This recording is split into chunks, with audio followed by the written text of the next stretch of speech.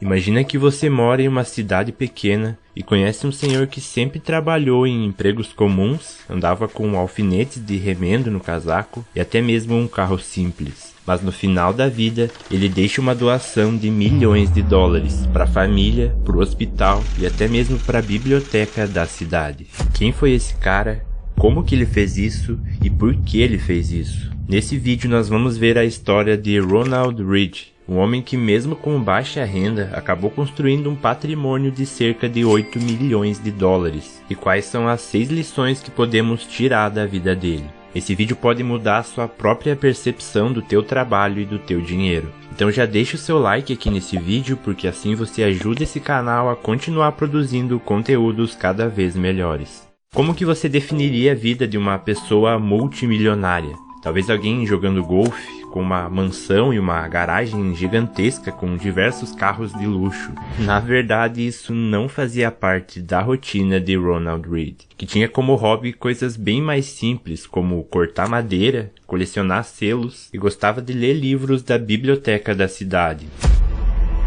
Ronald Read nasceu em 23 de outubro de 1921. Cresceu em uma cidade rural, no segundo estado menos populoso dos Estados Unidos. Para estudar, quando não conseguia pegar carona com alguém, ele tinha que caminhar mais de 6 quilômetros para chegar na escola. E inclusive foi a primeira pessoa da família a conseguir completar o ensino médio. Mais tarde ele serviu o exército, e pouco antes do Natal de 1945 foi dispensado e viajou de volta para Brattleboro, cidade de Vermont. Foi aí que ele trabalhou como atendente, mecânico e um posto de gasolina por mais de 25 anos. Foi nesse mesmo posto que ele também conheceu sua futura esposa, que tinha 2 filhos. Read comprou uma casa por 12 mil dólares e também financiou a educação universitária dos seus 2 enteados. Sua esposa faleceu em 1970 e ele não se casou novamente. Depois de anos trabalhando no posto de gasolina, finalmente estava na hora de se aposentar, né?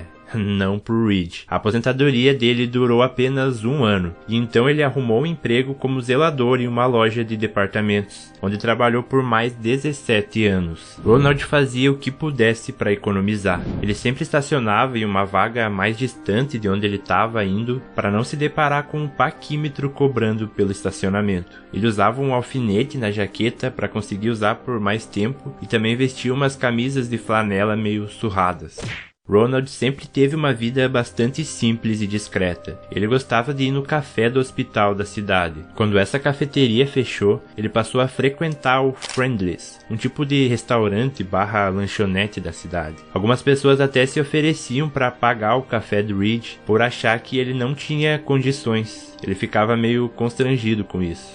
Tá, mas como que ele fez 8 milhões de dólares? O que praticamente ninguém sabia é que além de Read ser um trabalhador discreto, ele também se tornou um ótimo investidor. Read era um leitor recorrente do The Wall Street Journal, um jornal com notícias sobre economia, e também da revista Barron's, com informações e estatísticas do mercado financeiro. Ele visitava regularmente a biblioteca para devolver uma pilha de livros para pegar e ler outra pilha. Read era um poupador por essência, e mais do que poupar, ele investia a maior parte do seu dinheiro em ações da bolsa de valores. Se tornou muito bom em analisar e escolher ações de empresas tradicionais que ele já conhecia e confiava.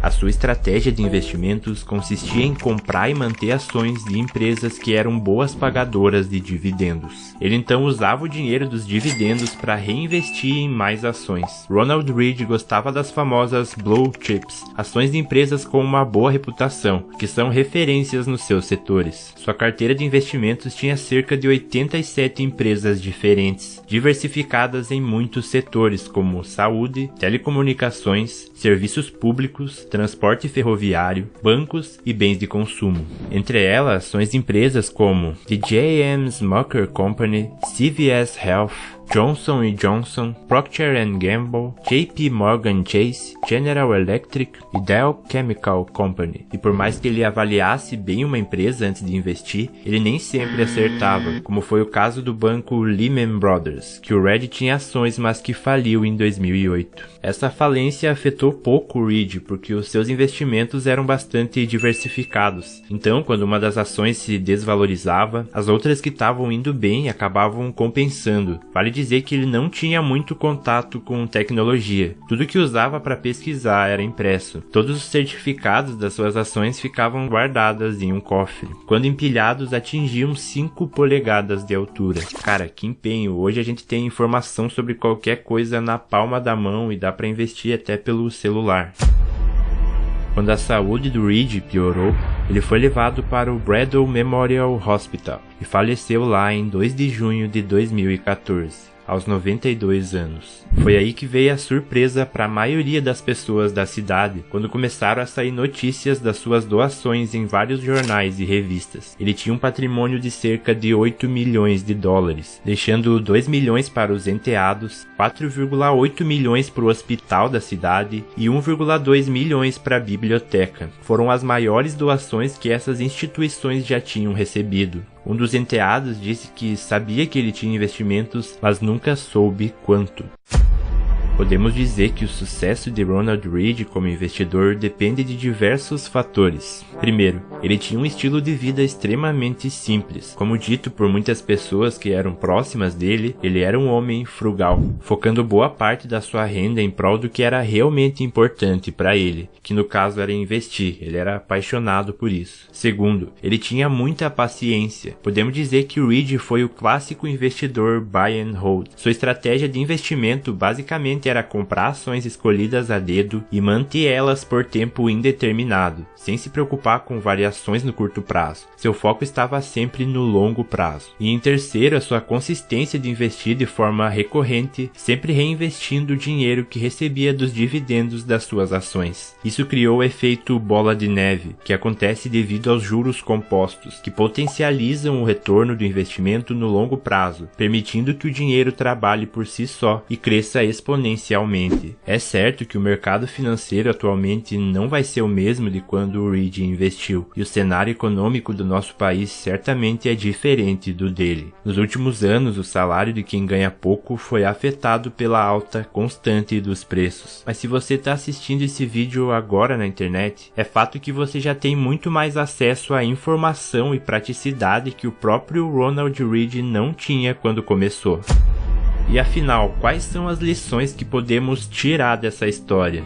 Muitas pessoas consideram a história do Ronald Reed triste, porque ele nunca viveu com base nas condições financeiras que ele tinha, visto que ele economizava muito mais do que precisava. Mas precisamos também levar em consideração que ele sempre viveu com base no que ele acreditava, buscando uma vida tranquila, discreta e dando valor às coisas simples da vida. Embora ele não gastasse muito com ele mesmo, sua história mostra que ele sempre esteve disposto a ajudar outras pessoas, como no caso em que ele pagou o estudo dos enteados, por exemplo. Reed valorizava muito a educação. Ele também foi um dos maiores filantropos da sua cidade, deixando doações com valores nunca antes vistos por aquelas instituições. O seu sucesso como investidor acabou ajudando milhares de pessoas ao seu redor. Embora tivesse um estilo de vida simples, Ronald nunca deixou de estudar e se mantinha atualizado em relação ao que estava acontecendo no mercado financeiro. Com pouca renda, ele conseguiu construir uma fortuna que até mesmo pessoas que ganham muito mais do que ele não vão conseguir alcançar, fazendo valer aquela frase que conhecimento é poder. Ou, se você acha a instrução cara, experimente a ignorância. Outro ponto interessante é que os investimentos são democráticos. Qualquer pessoa, mesmo não sendo um especialista na área, como no caso do Reed, ou com pouco dinheiro, ainda assim tem condições para começar a investir e alcançar ótimos resultados. O acesso a esse conhecimento hoje em dia está muito mais fácil do que há poucos anos atrás, assim como também existem mais possibilidades de fazer uma renda extra que antigamente não existia. A história do Reed também nos mostra que paciência e consistência é o caminho do sucesso para se tornar um bom investidor. Ele mostrou que não existe um atalho ou uma fórmula mágica que vai fazer o seu investimento se multiplicar 1000 vezes em pouco tempo. Investimento não é aposta. Tudo que ele construiu foi fruto do seu trabalho, junto do conhecimento que ele alcançou ao longo do tempo, investindo boa parte do que ganhava. Mas também podemos levar em consideração que é importante ter metas claras e bem definidas. Senão você não vai ter motivação e propósito para investir. O dinheiro apenas por mais dinheiro não tem valor nenhum. E sem um sonho para alcançar, pode não fazer sentido acumular por acumular. E outra coisa é que independente do que você faça, sempre vai ter alguém para criticar. Quando um jogador da seleção brasileira vai lá e come carne com ouro, uma pessoa diz: "Ó lá, só se preocupam em ficar ostentando o dinheiro deles." Quando na verdade o dinheiro dele é justamente o resultado do valor que ele gerou se dedicando no esporte e na profissão dele. Aí quando pega a história de alguém como o Ronald Reed, essa mesma pessoa vai dizer: "Que burrice, pra que ficar economizando a fortuna que tem e não gastar com nada? Eu iria torrar essa grana." Mas agora eu quero sinceramente saber o que você tirou dessa história. Deixa aqui nos comentários a melhor lição que podemos aprender com o Ronald Reed. Vamos continuar essa conversa aqui nos